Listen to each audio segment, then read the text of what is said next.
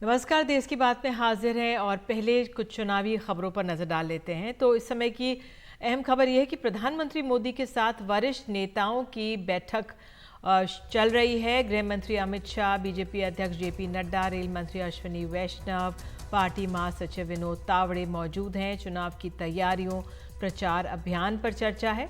आइए सीधे चलते हैं अपने सहयोगी अखिलेश शर्मा के पास। अखिलेश, बहुत महत्वपूर्ण होगी बीजेपी की ये बैठक, इनका मैनिफेस्टो, उस पर भी चर्चा होने वाली है, हो रही होगी। क्या जानकारी इस बैठक से जुड़ी? देखिए, ये जो बैठक है इसके बारे में बताया गया कि चुनाव प्रचार प्रसार किस तरह से करना है, क्या मुद्दे होने चाहिए, पब्लिसिटी कैंपेन जो है बीजेपी की उसकी थीम क्या होनी चाहिए, इन तमाम मुद्दों को लेकर चर्चा की बात कही जा रही है। आपको बता दूं कि जो नारा है इस बार का वो करीब करीब पहले ही तय हो चुका है। खुद पीएम मोदी ने ही इसकी घोषणा की थी, अब की बार 400 पार का, और बीजेपी के अपने लिए 370 सीटों का लक्ष्य पीएम मोदी ने दिया है। एक बार फिर मोदी सरकार, ये बीजेपी लगातार कहती आ रही है। 2014 में आप जानती हैं कि अच्छे दिन आएंगे, ये वादा किया गया था। अब की बार मोदी सरकार, ये नारा दिया गया था। 2019 में एक बार फिर मोदी सरकार, अब की बार फिर मोदी सरकार, ये नारा दिया गया था।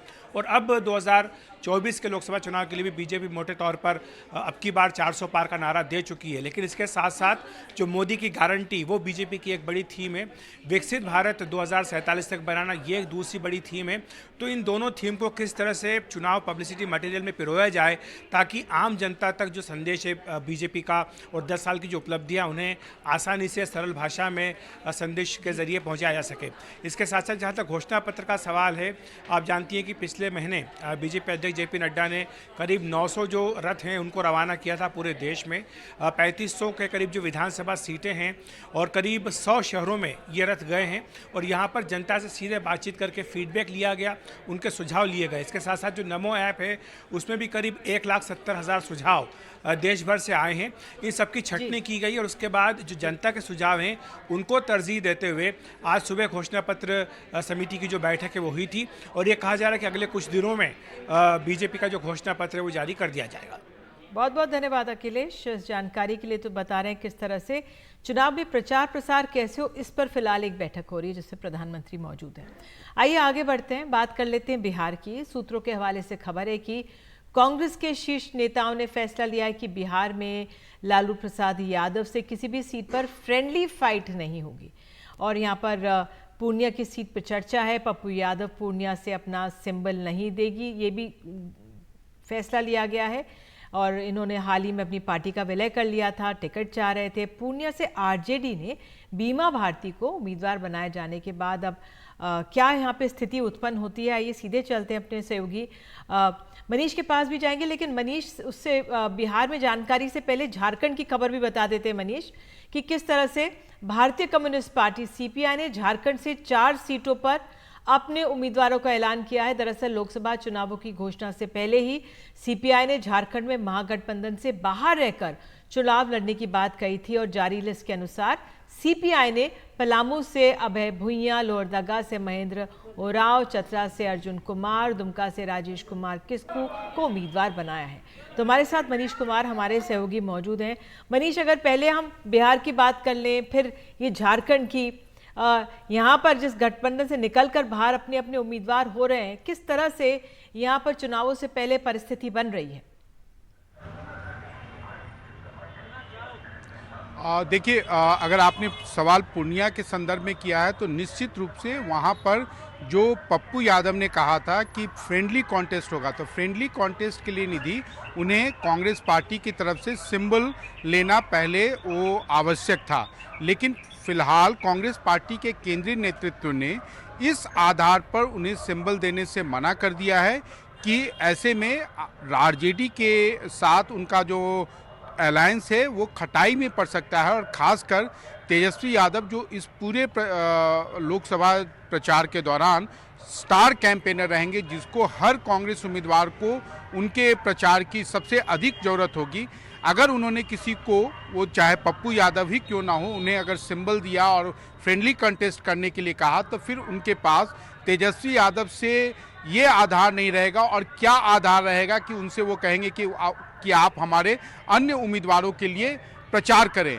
तो ये एक बड़ा कारण रहा जिसके कारण कांग्रेस पार्टी ने फिलहाल पप्पू यादव को सिंबल देने से मना कर दिया है। वैसे परिस्थिति में अब पप्पू यादव के पास इंडिपेंडेंट चुनाव लड़ने के अलावा और कोई दूसरा विकल्प नहीं है। वैसी परिस्थिति में कांग्रेस पार्टी को उनके खिलाफ कार्रवाई की औपचारिकता भी करनी होगी और सारा दारोमदार जो है पप्पू यादव के ऊपर है। लेकिन पप्पू यादव जिस तरीके के खिलाड़ी हैं, राजनीति के मजे हुए खिलाड़ी हैं और पिछले 2 बार 2019 का लोकसभा और 2020 का वो विधानसभा में अपनी जोर आजमाइश करके देख चुके हैं जब उनकी जमानत जब्त हो गई थी। वैसे में वो चाहेंगे कि अंतिम समय तक महागठबंधन के शीर्ष नेता आने वाले दिनों में उन्हें कोई ऐसी उम्मीद दे कि राज्यसभा या आने वाले दिनों में उनके राजनीतिक हितों का ख्याल रखा जाएगा, जिसके बाद वो अपनी उम्मीदवारी के बारे में कुछ और भी अगला कदम उठाने की घोषणा बिल्कुल कर मनीष, सकते मेरे हैं। पास निधि, बिल्कुल बहुत महत्वपूर्ण आपने ये एनालिसिस हमारे की है, एक इंसाइट मिल गई किस तरह से स्थिति है यहाँ पर आगे बढ़ेंगी। आपका बहुत बहुत धन्यवाद मनीष। और आगे हमें तस्वीरें दी गई हैं। राष्ट्रीय जनता दल के अध्यक्ष लालू यादव ने आज अपनी 2 बेटियों मीसा भारती और रोहिणी आचार्य के साथ बाबा हरिहरनाथ मंदिर में पूजा अर्चना की है। इस बार मीसा पाटलिपुत्र से और रोहिणी सारण से लोकसभा चुनाव में राष्ट्रीय जनता दल की उम्मीदवार हैं। तो ये तस्वीरें आप देख रहे हैं। आइए आगे बढ़ते हैं। महाराष्ट्र में महायुति गठबंधन में अब भी कुछ सीटों पर पेच फंसा हुआ है। आपको बता दें, इसी सिलसिले में कल देवेंद्र फडणवीस, एकनाथ शिंदे के बीच बैठक हुई, साथ ही बीजेपी की भी बैठक हुई। लेकिन सबसे बड़ा मामला एनसीपी अजीत पवार की पार्टी का। आज एनसीपी अजीत पवार अपने उम्मीदवारों की लिस्ट जारी कर सकती है। जिन 2 सीटों पर उम्मीदवारों का ऐलान किया जा सकता है वो सीटें नासिक और धाराशिव। माना जा रहा है कि छगन भुजबल को नासिक से एनसीपी अजीत पवार का उम्मीदवार बनाया जा सकता है। तो ये पेच फंसे हुए हैं हर जगह। और आइए आगे बढ़ते हैं। इनकम टैक्स मामले में कांग्रेस को सुप्रीम कोर्ट से बड़ी राहत मिली है। 3,500 करोड़ की आयकर मांग पर कोई कार्रवाई नहीं होगी और 24 जुलाई को इस मामले पर सुनवाई होगी। कांग्रेस के वकील अभिषेक मनु सिंघवी ने कोर्ट से कहा है कि 1995-96 से अब तक 3,500 का डिमांड हो गया है और ये इस सब पर कार्रवाई ना हो। इस पर एसजी तुषार मेहता ने कोर्ट से कहा कि चुनाव खत्म होने तक हम कोई ज़बरदस्ती कदम नहीं उठाएंगे। 3,500 करोड़ की मांग है, लेकिन हमें अभी भी इसका जवाब दाखिल करना है। इसके बाद सुप्रीम कोर्ट ने आदेश जारी किया और राहत दी।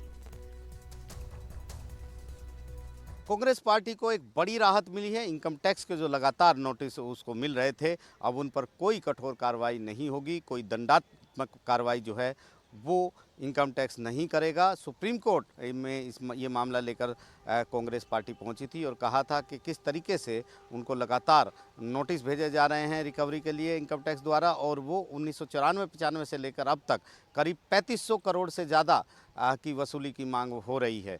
तो यहाँ पर सुप्रीम कोर्ट में जस्टिस बी नागरत्ना की बेंच में सुनवाई शुरू होते ही इनकम टैक्स की तरफ से सॉलिसिटर जनरल तुषार मेहता ने कहा कि इससे पहले सुनवाई शुरू हो वो कुछ कहना चाहते हैं। उन्होंने तय किया है 1700 करोड़ रुपए का डिमांड नोटिस भेजा गया है, लेकिन चुनाव आ रहे हैं और कांग्रेस को किसी तरह से कोई दिक्कत ना हो, इसलिए फ़िलहाल इनकम टैक्स जो है वो कोई भी कठोर कार्रवाई, दंडात्मक कार्रवाई कांग्रेस के खिलाफ नहीं करेगा। लेकिन अभिषेक मनु सिंघवी जो कांग्रेस की तरफ से आए थे, उन्होंने कहा कि ये सिर्फ 1700 करोड़ का मामला नहीं है, बहुत सारे नोटिस उनके पास आए हैं और ये जो नोटिस हैं उनको अगर देखा जाए तो 3500 करोड़ से ज़्यादा की राशि बनती है जो वसूली के लिए इनकम टैक्स भेज रहा है उनको। ऐसे में सभी पर नो कोर्सिव होना चाहिए, उनको कोई दिक्कत नहीं है। मामले की सुनवाई जुलाई में हो सकती है। तो यहाँ पर सुप्रीम कोर्ट ने भी पूछा कि क्या आप सारे जो मामले हैं, नोटिस हैं, उन पर उनकी कार्रवाई स्थगित करना चाहते हैं। तो इस पर सॉलिसिटर जनरल ने भरोसा दिया है कि वो अभी फ़िलहाल जो है चुनाव के बाद तक कोई भी कार्रवाई जो है इनकम टैक्स कांग्रेस पर नहीं करेगा किसी भी मामले में। यहाँ पर काफ़ी अहम है ये इस मोड़ पर, क्योंकि बार बार कांग्रेस आरोप लगा रही थी कि इनकम टैक्स जो है वो सरकार के इशारे पर काम कर रहा है, उसको कमज़ोर करने की कोशिश है ताकि वो ढंग से चुनाव न लड़ पाए। तो यहाँ पर सुप्रीम कोर्ट में एक बड़ी राहत कांग्रेस को मिली है। हालांकि कानूनी जो लड़ाई है फ़िलहाल थम गई है, क्योंकि अभी इस मामले की सुनवाई जो है वो जुलाई में होगी। वो सुनवाई तो थम गई है, लेकिन इस मुद्दे पर राजनीतिक जो लड़ाई है वो चलती रहेगी। नई दिल्ली से एजे जोसेफ के साथ आशीष भार्गव, एनडीटीवी इंडिया। उत्तर प्रदेश के मुख्यमंत्री योगी आदित्यनाथ ने कहा है कि पिछली सरकारों में सिर्फ कुछ लोग और परिवार ही सुरक्षित थे। जो पहले सुरक्षित थे वो आज असुरक्षित हो गए हैं और जनता सुरक्षित महसूस कर रही है। योगी आदित्यनाथ बुलंदशहर और हाथरस में थे और इस दौरान उन्होंने कहा है कि एक वोट हमारी तकदीर और तस्वीर बदल सकता है।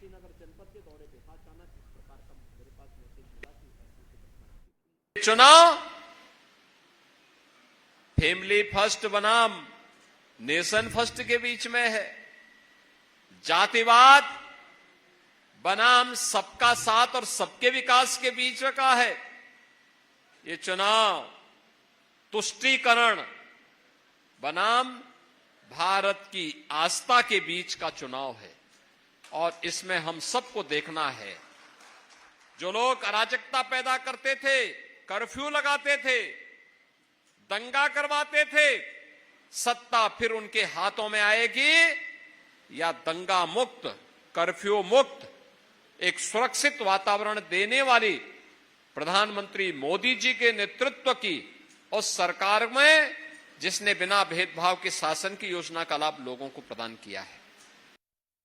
दिल्ली के शराब घोटाले के मामले में मुख्यमंत्री अरविंद केजरीवाल को अब तिहाड़ जेल भेजा गया। मुख्यमंत्री अरविंद केजरीवाल को 15 अप्रैल तक न्यायिक हिरासत में यहां भेजा गया है। आज उनकी ईडी रिमांड समाप्त हुई। सुनवाई के दौरान ईडी ने कहा कि केजरीवाल सहयोग नहीं कर रहे जांच में। कोर्ट ने जेल भेजने से पहले अरविंद केजरीवाल की पत्नी सुनीता केजरीवाल, मंत्री आतिशी और सौरभ भारद्वाज को उनसे मिलने की इजाजत दी।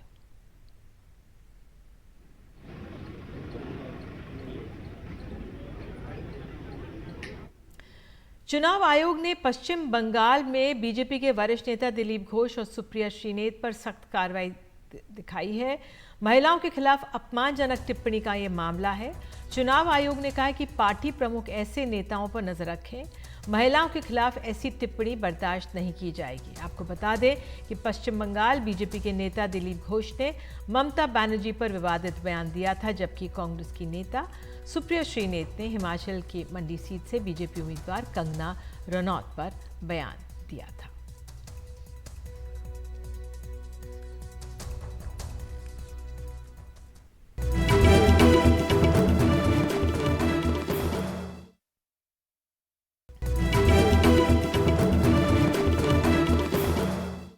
प्रधानमंत्री नरेंद्र मोदी के ताज़ा बयान के बाद कच्छतीव द्वीप श्रीलंका को दिए जाने पर नए सिरे से विवाद खड़ा हो गया है। प्रधानमंत्री ने इसको लेकर कांग्रेस पर निशाना साधा है। डीएमके ने भी कहा कि कांग्रेस ने ऐतिहासिक भूल की है। दरअसल कच्छतीवों को लेकर अदालतों में भी बार बार मामला फंसता रहा है और खास करके तमिलनाडु में इसे वापस लेने की मांग होती रही है। अब हमारे साथ जुड़ रहे हैं सीनियर एडवोकेट और farmer attorney general Mukul Rohatgi साहब। मुकुल रोहतगी जी हमसे बात करने के लिए बहुत बहुत शुक्रिया। सबसे पहले मैं आपसे ये पूछूंगी, 2014 में, अगस्त 2014 में आपने सुप्रीम कोर्ट के एक बेंच को कहा था, if you want Katchatheevu back you will have to go to war to get it back. आप इसके बारे में कुछ बताइए हमें और सर ये भी बताएं कि ये जो पूरा मामला था उस टाइम पर 2014 में भारत सरकार का ये स्टैंड क्यों था? देखिए ऐसा है, आप इसका पहले हिस्टोरिकल बैकग्राउंड समझें और अपने दर्शकों को बताएं। 1974 में इंदिरा गांधी की नेतृत्व की सरकार ने इमरजेंसी के पहले एक मैरीटाइम अग्रीमेंट किया और उस अग्रीमेंट के तहत इस द्वीप को श्रीलंका के हवाले कर दिया। ये द्वीप जो है बड़ी स्ट्रेटेजिक लोकेशन पे है। ये 30 किलोमीटर रामेश्वरम से है, तो बिल्कुल ही हमारे दरवाजे पे है। ये इसमें लोग रहते नहीं है, लेकिन स्ट्रेटेजी की इंपॉर्टेंस तो बड़ी क्लियर है कि आपके दरवाजे पे एक 250 एकड़ का या 300 एकड़ का एक द्वीप है, तो उसको किस बेसिस पे दिया, क्यों दिया, ये तो उस सरकार की उस समय की सोच है, लेकिन ये देना बिल्कुल गलत था। इसके एवज में हमें कुछ मिला नहीं। इसी कई बार क्या होता है कि आप एक एक्सचेंज करते हो टेरिटरीज। जब पाकिस्तान और हिंदुस्तान का बंटवारा हुआ तो 1950 के बाद कई ऐसे एनक्लेव थे जिसमें कुछ हमारे लोग वहां रहते थे या पाकिस्तान के लोग यहाँ रहते थे। तो उस टाइम पर कुछ एक्सचेंजेस हुए। उस एक्सचेंज का एक मुकदमा भी हुआ, जी राष्ट्रपति का रेफरेंस हुआ सुप्रीम कोर्ट को। उस केस का नाम है बेरूबारी, कि भाई पार्लियामेंट में कानून पास करके संविधान का संशोधन करके इसकी एक्सेप्टेंस करके तभी जाके ये एक एग्रीमेंट गिव एंड टेक हो सकता है। जी वो तो था पार्टीशन के बाद का ना। 1974 में तो कोई पार्टीशन का मुद्दा नहीं था, कुछ हमसे हमारा लेना देना नहीं था। किस सोच में, किस बेसिस पे हमने अपनी टेरिटरी दे दी। देखिए ये बहुत महत्वपूर्ण और संगीन मामला है कि एक नेशन अपनी टेरिटरी दे रहा है, चाहे ज्यादा इंपॉर्टेंट है या नहीं है, लेकिन उस कंट्री का टेरिटरी का हिस्सा है। रोहतगी साहब, संविधान आपके ये हाथ से आपका चेहरा छुप रहा है, तो अच्छा, वो जरा जी अभी ये बेटर सॉरी फ्रेम है। जी सॉरी जी सॉरी। तो देखिए, जी अपने अपनी जमीन देना बड़ी महत्वपूर्ण बात है। हम क्यों दें अपनी जमीन? क्या लेना देना था हमारा श्रीलंका से जो हमने अपनी जमीन दे दी? हमें एवज में कुछ मिला नहीं। तो ये मेरे हिसाब से पॉलिटिकली बिल्कुल गलत मूव थी। मे बी कुछ उनसे गुडविल की का इशू था, क्या था, किस बेसिस पे हुआ, लेकिन हमें अपनी जमीन नहीं देनी चाहिए थी। ये तो बिल्कुल लेमैन और चलते हुए सड़क पे आदमी की व्यू होगी। अब आइए इसके कानूनी दाव पेच पे। जी ना, कानून में बड़ा सिंपल तरीके से मैं आपको बताना चाहता हूँ। संविधान में लिखा है कि अगर हिंदुस्तान की बाउंड्रियां आप ऑल्टर करेंगे, दैट मीन्स कि कुछ जमीन हिंदुस्तान की हम छोड़ देंगे, किसी और को देंगे, तो हिंदुस्तान की बाउंड्रीज अमेंड होंगी। और वो अमेंडमेंट तभी होगी जब संविधान में संशोधन किया जाएगा, क्योंकि संविधान में बाउंड्रीज मेंशन्ड हैं हर स्टेट की, हिंदुस्तान के। आंध्रा, असम, महाराष्ट्र, बंगाल, हर एक स्टेट की बाउंड्री है शेड्यूल 1 कॉन्स्टिट्यूशन में। तो अगर उसकी बाउंड्री ऊपर नीचे होगी तो वो तभी हो सकती है जब संविधान का संशोधन किया जाए। संशोधन होता है आर्टिकल 368 के तहत, जिसमें दोनों हाउसेस की राय ली जाएगी और दोनों हाउसेस की समझौते से होगा, दोनों हाउसेस पास करेंगे। प्लस एक और रिक्वायरमेंट है कि अगर एक पर्टिकुलर स्टेट की जमीन जा रही है, तो आप समझिए ये तमिलनाडु की जमीन थी क्योंकि तमिलनाडु से लगता हुआ है, तो तमिलनाडु की असेंबली की सहमति लेना भी जरूरी था, जो शायद नहीं लिया गया क्योंकि बाद में इमरजेंसी आ गई और तमिलनाडु की सरकार डिसमिस हुई। लिहाजा ये जमीन चली गई। 1974 में स्वर्गीय जयललिता जी जो मुख्यमंत्री थी AIDMK की, उन्होंने ये मुद्दा भी उठाया। और जहां तक मेरा इम्प्रेशन है, इन्होंने मामला सुप्रीम कोर्ट में भी गया। और जो आपने बताया 2014 में जो मैंने बयान दिया था अटॉर्नी जनरल के तहत, कि भाई एक बार जमीन आपने दे दी, आपने एक बार जमीन दे दी किसी दूसरे मुल्क को, तो वापस कैसे आएगी वो? या तो सहमति से आए, या तो श्रीलंका हमें वापस दे दे, लो जी आपने दी थी आप वापस ले लीजिए। कोई मुल्क वापस तो देता नहीं है कोई चीज। अगर वापस नहीं देता तो हिंदुस्तान का कानून या अदालत कुछ भी कहे कि अग्रीमेंट वो वाजिब था, नहीं वाजिब था, लीगल था या नहीं था, अगर आपने इंटरनेशनल फोरम के सामने, इंटरनेशनल नेशंस के सामने आपने अग्रीमेंट करके जमीन दे दी, तो वो वापस कैसे आएगी? वापस तो फिर या तो जबरदस्ती आएगी। अब जबरदस्ती आना तो बड़ा मुश्किल है, कोई लड़ाई थोड़ी लड़ी जाए। हाँ, तो रोहतगी बट साहब, बट ये जो पीआईएल था 2014 में, जिस पर आप रिस्पॉन्ड कर रहे थे एज अटॉर्नी जनरल, मुझे ये बताएं कि उसके बाद क्या इस मुद्दे को लेकर के कोर्ट में कभी भी चर्चा हुई है, बहस हुई है? नहीं, देखिए ये मामला आज भी पेंडिंग है। मैंने अभी चेक करवाया आधा घंटा पहले, ये लास्ट 2022 में लगा था, लेकिन आज भी पेंडिंग है। लेकिन आप ये समझिए, इस मुद्दे का कोई भी आंसर हो सपोज सुप्रीम कोर्ट ये भी कहे कि भाई वो अग्रीमेंट गलत था, वो संविधान के संशोधन के बगैर था, वो नहीं देना चाहिए था, वो सब बात तो ठीक है, लेकिन आप श्रीलंका से वापस कैसे लेंगे? तो मेरे हिसाब से पॉलिटिकली या practically speaking, not politically, practically speaking, हम अपनी जमीन क्यों किसी नेबर को दें? सबसे बड़ी बात यह है, ये एक ब्लंडर था जो पार्लियामेंट की अप्रूवल के बगैर, तमिलनाडु की सहमति के बगैर किया गया। क्यों किया गया ये तो मैं कह नहीं सकता, लेकिन ये बिल्कुल गलत था और ये हमें नहीं देना चाहिए था। ये है इसका। रोहतगी साहब, क्योंकि इस पर आपने सही बोला कि पॉलिटिक्स हो रही है काफी। प्रधानमंत्री मोदी ने इसका ये मुद्दा उठाया है, खरगे साहब और पी चिदम्बरम ने उनको जवाब देने की कोशिश की है, तो उनका ये भी कहना है कि ये शायद एक नया पॉलिटिकल टॉकिंग पॉइंट बन रहा है इस चुनाव को देखते हुए। लेकिन आप क्योंकि अटॉर्नी जनरल रहे हैं और इस मुद्दे पर जब लास्ट 2014 में बात हुई थी तो आपने मतलब सरकार का पक्ष रखा था, तो हमें बताएं कि पॉलिटिक्स ही होगा या यहाँ पर कोई ऑप्शन है वापस आने का? देखिए, मैं पॉलिटिकल मुद्दों पे कोई तवज्जो नहीं देना चाहता, बट प्रधानमंत्री ने ये मुद्दा उठाया है। ये मुद्दा तो देखिए कॉमन मैन का मुद्दा है। ये तो एक आइलैंड की बात थी कि आपने एक आइलैंड दे दिया, कल को कोई सरकार आए जो रामेश्वरम दे दे तो क्या होगा? ऐसे हो सकता है क्या? तो ये हिंदुस्तान के हक में नहीं है, हिंदुस्तान के हित में नहीं था जो दिया गया।